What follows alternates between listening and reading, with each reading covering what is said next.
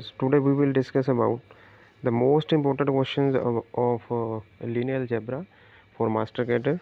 Question number first, the matrix A equal to iota 1 minus 2 iota minus 1 minus 2 iota 0 is first asymmetric, skew symmetric, Hermitian और skew Hermitian. इसके लिए सबसे पहले हम तो इन चार चीज़ों की डेफिनेशन पता होनी चाहिए।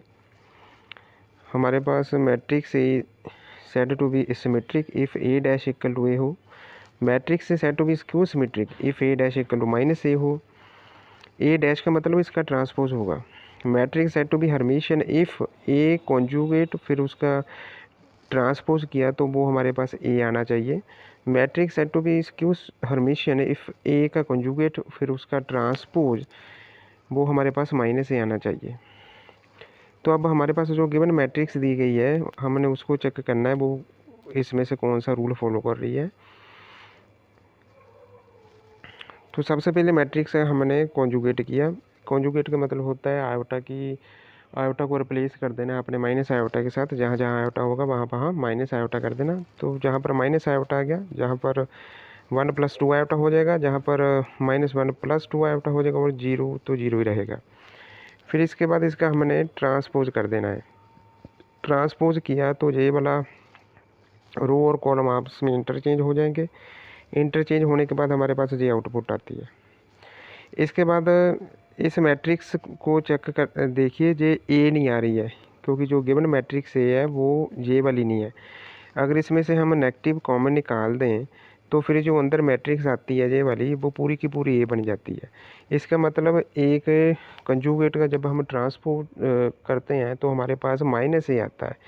माइनस ए का मतलब ये मैट्रिक्स चौथे नंबर वाली मैट्रिक्स होगी। मतलब matrix is said to be skew Hermitian if A के कॉन्जुगेट का ट्रांसपोज करने पर माइनस ए आ जाता है।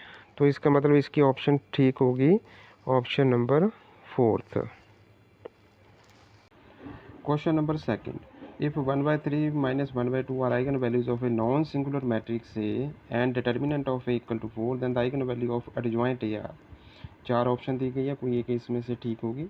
इसके लिए हमको एक रिजल्ट याद करना पड़ेगा। वो रिजल्ट है हमारे पास, if λ1 λ2 λ3 λn are eigen values of a non singular square matrix A then the eigen value of adjoint A are determinant A upon λ1, determinant A upon λ2, determinant A upon λ3 और determinant A upon λn। इसके according अगर हम देखें तो जो given question है उसमें eigen value of A R हमको दी है λ1 इक्वल टू 1/3, λ2 इक्वल टू -1/2। तो आइगन वैल्यू जो होगी हमारे पास एडजॉइंट की, eigen value of adjoints are determinant A upon λ1, determinant A upon λ2। तो जहाँ पर हो जाएगा हमारे पास 4 मल्टीप्लाई बाई 3 और -4 मल्टीप्लाई बाई 2, तो हमारे पास आ जाएगा 12 और -8। तो इसके अकॉर्डिंग हमारे क्वेश्चन की जो ऑप्शन नंबर 3 है वो करेक्ट होगी। Question number 3, if is A square matrix then the matrix A minus A का ट्रांसपोज, ए माइनस ए के ट्रांसपोज की एक मैट्रिक्स बनती है। वो बताना है वो मैट्रिक्स क्या होगी। यूनिट मैट्रिक्स होगी, जीरो मैट्रिक्स होगी, सिमेट्रिक होगी या फिर स्क्यू सिमेट्रिक होगी।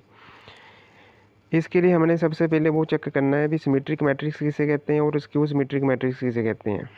Matrix is said to be symmetric if A का ट्रांसपोज इक्वल टू ए और matrix said to be skew symmetric if A का ट्रांसपोज इक्वल टू -ए। तो जो भी गिवन मैट्रिक्स दी गई होगी उसको लेट कर लिया करो सबसे पहले। कोई भी, जैसे बी हमने लेट कर लिया B equal to A-A transpose. तो बी का जब ट्रांसपोज किया तो A-A डैश का ट्रांसपोज हो जाएगा। ट्रांसपोज की प्रॉपर्टी के अकॉर्डिंग ये जो ट्रांसपोज है वो अलग अलग एलिमेंट्स का हो जाएगा।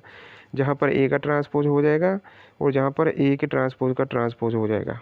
और हम सब जानते हैं जो ए का डबल ट्रांसपोज होता है वो ए के इक्वलेंट होता है। तो ये जो मैट्रिक्स आ रही थी, अब न्यू मैट्रिक्स आ रही है, ये गिवन मैट्रिक्स बी नहीं बनी। अगर इसमें से हम नेगेटिव निकाल दें तो ये जो मैट्रिक्स बनती है वो हमारे पास बी बन जाती है। तो इसका मतलब बी इक्वल टू -बी हो जाता है। B dash equal to -B, मतलब बी का ट्रांसपोज इक्वल टू -बी के इक्वलेंट आ रहा है।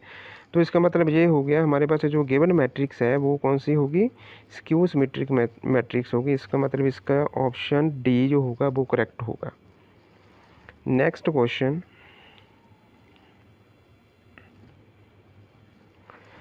if A का transpose equal to minus A where A is 3/3 matrix and A dash denotes the transpose of A, then determinant of A is, अगर एक matrix दी गई है A जिसका ट्रांसपोज माइनस ए के इक्वलेंट है, तो बताना है डिटर्मिनेंट ऑफ A कितना होगा। 4 ऑप्शन दी गई है, कोई एक करेक्ट होगी इसमें से। जैसे कि गिवन दिया गया है A transpose equal to minus A, अगर दोनों साइड पर हम डिटर्मिनेंट ले लें तो कुछ ऐसा आउटपुट आता है। हम जानते हैं जो ए का ट्रांसपोज होता है और ए के ट्रांसपोज का जो डिटर्मिनेंट होता है वो इक्वलेंट होता है मैट्रिक्स के डिटर्मिनेंट के। मतलब ए डैश का जो डिटर्मिनेंट है it is equal to determinant of A. तो इन दो रिलेशन से आपने जहाँ से जे वाली जो वैल्यू है ए डैश डिटर्मिनेंट की, उसको जहाँ पर पुट कर देना है इस पोजीशन पर। पुट करने के बाद हमारे पास जे वाली आउटपुट आती है, determinant A equal to minus determinant A, जहाँ से जे हो गया ट्वाइस, हो गया twice determinant of A equal to 0, जहाँ से determinant of A equal to आ गया हमारे पास 0। तो इसका मतलब इस क्वेश्चन का जो ऑप्शन नंबर बी है 0 वो करेक्ट होगा। Next question, the rank of the matrix ए, कोई मैट्रिक्स दी गई है, इसका रैंक फाइंड आउट करना है। रैंक फाइंड आउट करने का सबसे अच्छा तरीका देखिए, जहाँ पर ये 3/3 की मैट्रिक्स है, हम सब जानते हैं जो रैंक ऑफ ए होगा वो जहाँ तो 3 होगा या 3 से कम होगा। क्योंकि ये 3/3 की मैट्रिक्स है तो सबसे पहले चेक करते हैं इसका रैंक 3 आएगा कि नहीं। 3 रैंक के लिए चेक करना पड़ेगा जो गिवन मैट्रिक्स है उसका डिटर्मिनेंट चेक करना पड़ेगा, अभी वो 0 आ रहा है कि नॉन 0 आ रहा है। उसका डिटर्मिनेंट हमने चेक किया, डिटर्मिनेंट जब हमने चेक किया तो हमारे पास डिटर्मिनेंट कितना आ गया -5 +5, जो कि है नॉन 0। अगर डिटर्मिनेंट किसी भी मैट्रिक्स का नॉन 0 आ जाता है तो इसका मतलब उसका जो रैंक है वो 3 होता है। अगर जहाँ पर इसका डिटर्मिनेंट 0 आ जाता है तो इसका मतलब इसका रैंक 3 नहीं होना था, 3 से कम होना था। फिर 3 से कम 2 भी हो सकता है, 1 भी हो सकता है, 0 तो होगा नहीं क्योंकि मैट्रिक्स नॉन 0 मैट्रिक्स है। तो इसका मतलब इस क्वेश्चन का आंसर आएगा rank of A equal to 3। Option C इसका राइट आंसर होगा। नेक्स्ट क्वेश्चन,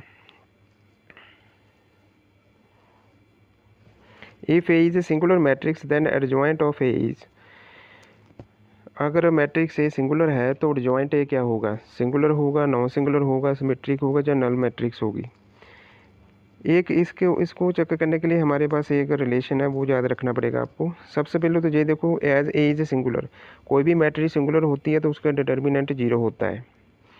तो इस क्वेश्चन को करने के लिए डिटर्मिनेंट ऑफ ए और एडजॉइंट का जे वाला एक रिलेशन होता है, जे सभी को पता होगा, एडजॉइंट जे वाला जे रिलेशन है डिटर्मिनेंट ऑफ ए का और एडजॉइंट ए का। तो जहाँ पर ए सिंगुलर है इसका मतलब इसका डिटर्मिनेंट 0 होगा। डिटर्मिनेंट 0 की जो वैल्यू है वो आपने जहाँ पर पुट कर देनी है। तो इसका मतलब एडजॉइंट ए कितना हो गया हमारे पास 0। एडजॉइंट ए का जो डिटर्मिनेंट है वो हो गया हमारे पास 0। और जिस मैट्रिक्स का डिटर्मिनेंट 0 हो जाए वो मैट्रिक्स क्या होती है, सिंगुलर। इसका मतलब हमारे पास एडजॉइंट ए क्या होगा, सिंगुलर। इसका मतलब इसका जो आंसर आएगा वो आंसर आएगा इसका ऑप्शन नंबर ए। ऐसी और वीडियो देखने के लिए हमारे चैनल को सब्सक्राइब कीजिए और हमारे वीडियो को लाइक कीजिए और शेयर कीजिए। Thanks for watching.